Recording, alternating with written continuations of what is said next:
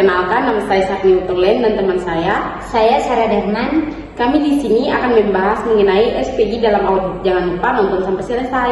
Thank you. Halo teman-teman, coba bayangkan sebuah organisasi sebagai kapal besar yang sedang berlayar di tengah laut. Ada berbagai bagian, ada yang mengatur arah, ada yang menyusun strategi perjalanan, ada yang memastikan perbekalan cukup, dan ada yang mencatat semua transaksi di kapal. Tapi siapa yang memastikan semua itu berjalan tertib, aman, dan bisa dipercaya? Nah, disinilah SPI atau sistem pengendalian internal berperan seperti penjaga ketertiban di atas kapal. Dan hari ini kita akan menyelami bagaimana SPI bekerja serta mengapa ia sangat penting dalam proses audit. Yuk kita bahas satu persatu. Apa sih itu SPI? SPI adalah sistem yang dirancang oleh manajemen untuk memberikan keyakinan memadai bahwa operasi organisasi berjalan efektif, laporan keuangan andal, dan kegiatan sesuai dengan aturan. Bayangkan SPI sebagai pagar pengaman. Pagar ini tidak membuat kita berhenti bergerak, tapi memastikan kita bergerak pada jalur yang benar.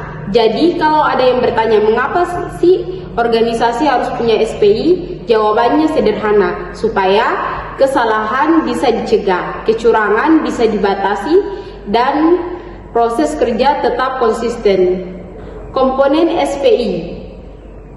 Layaknya tim superhero, SPI juga punya berbagai anggota tim yang saling bekerja sama. Biasanya komponen SPI dikenal melalui kerangka POSO, yaitu yang pertama, lingkungan pengendalian. Ini seperti vibe dan kultur di sebuah organisasi. Apakah manajemen jujur atau aturan yang ditegakkan?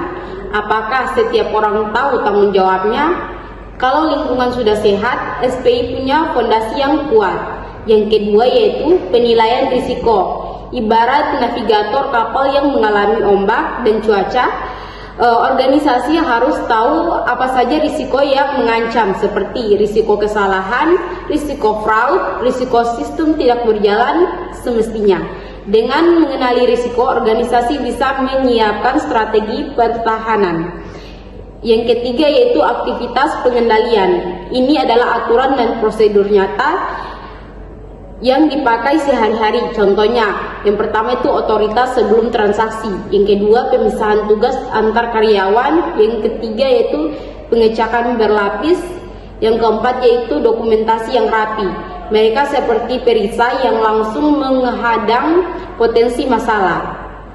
Yang keempat yaitu informasi dan komunikasi. Tanpa komunikasi, SPI tidak akan berjalan. Informasi harus mengalir di bagian paling atas hingga yang paling di bawah, dan sebaliknya, semua harus tahu apa yang harus dilakukan dan bagaimana melakukannya. Yang kelima yaitu monitoring, dan tentu saja semua pengendalian harus diawasi. Monitoring memastikan SPI tidak hanya bagus di atas kertas, tetapi benar-benar bekerja dalam keseharian organisasi. Nah, sekarang kita masuk ke pertanyaan penting. Apa hubungannya SPI dengan audit? Audit, khususnya audit laporan keuangan, bertujuan memberikan pendapat apakah laporan keuangan sudah wajar atau belum. Untuk itu, auditor harus memahami seberapa baik SPI organisasi berlangsung. Bayangkan, auditor sebagai seorang yang ingin memastikan apakah kapal masih layak berlayar. Salah satunya adalah memeriksa apakah pagar pengaman kapal kokoh alias SPI-nya berfungsi. Jika SPI kuat, auditor punya alasan untuk percaya bahwa data akuntansi dapat diandalkan. Jika SPI lemah, auditor harus menambah prosedur pemeriksaan seperti melakukan pengujian lebih rinci, menambah sampel, atau mengkonfirmasi lebih banyak dokumen. Yang berikutnya, mengapa SPI yang baik membantu proses audit? SPI yang baik ibarat penerangan di jalan gelap. Auditor tidak perlu menebak-nebak dan bisa bekerja lebih efisien. Ada beberapa manfaat penting. Yang pertama, mengurangi risiko kesalahan dan kecurangan. Auditor jadi lebih yakin bahwa data yang dilaporkan bukan hasil manipulasi atau kelalaian. Yang kedua, mengurangi pekerjaan auditor. Ya betul, jika pengendalian dinilai efektif, auditor dapat mengurangi pengujian substantif. Yang ketiga, meningkatkan kecepatan audit. Proses audit bisa selesai lebih cepat karena dokumentasi lebih rapi dan kebijakan lebih jelas. Yang keempat, mendukung keandalan laporan keuangan. SPI yang kuat membantu organisasi menghasilkan laporan yang akurat dan konsisten. Yang berikutnya, contoh kasus SPI dalam kehidupan organisasi. Untuk membuatnya lebih mudah, bayangkan sebuah sekolah yang memiliki koperasi. Koperasi ini menjual ATK dan makanan ringan. Jika koperasi tidak memiliki SPI, apa yang mungkin terjadi? Yang pertama, kasir bisa menerima dan mencatat transaksi sesukanya. Yang kedua, uang tidak direkonsiliasi. Yang ketiga, stok hilang tanpa diketahui. Yang keempat, laporan keuangan tidak akurat. Ketika auditor datang, mereka akan kebingungan dan akhirnya terpaksa melakukan pemeriksaan lebih dalam yang tentu memakan waktu. Tapi jika koperasi punya SPI yang baik, misalnya kasir dan pencatat buku berbeda, stok dicek rutin, ada otorisasi untuk pembelian barang, semua transaksi dicatat menggunakan sistem. Maka ketika auditor datang, proses audit menjadi lebih ringan dan hasil laporan lebih dapat dipercaya. Ya baik, saya akan melanjutkan materi dari teman saya tentang SPI.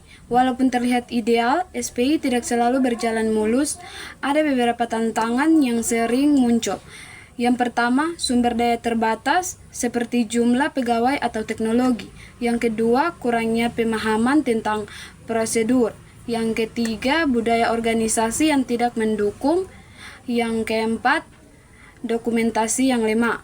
Maka dari itu, organisasi perlu terus memperbarui dan memantau SPI agar tetap efektif. Penutupan SPI adalah penjaga kepercayaan. Nah, teman-teman, kita sudah menjelajah mulai dari apa itu SPI, komponennya, hingga kaitannya dengan audit. Intinya, SPI itu seperti penjaga kepercayaan. Ia memastikan organisasi berjalan dengan tertib, data dapat dipercaya, dan auditor dapat bekerja dengan lebih efektif. Tanpa SPI, organisasi seperti kapal tanpa pagar, rawan kebocoran, dan sulit dikendalikan. Dengan SPI, organisasi bisa melaju lebih jauh, lebih aman, dan pastinya lebih profesional. Semoga penjelasan ini membantu kalian memahami mengapa SPI begitu penting dalam audit. Terima kasih sudah menyimak dan selamat melanjutkan pembelajarannya. Demikian penjelasan mengenai SPI dalam audit. Kami berharap dari video ini teman-teman bisa memahami apa itu SPI dalam audit. Terima kasih.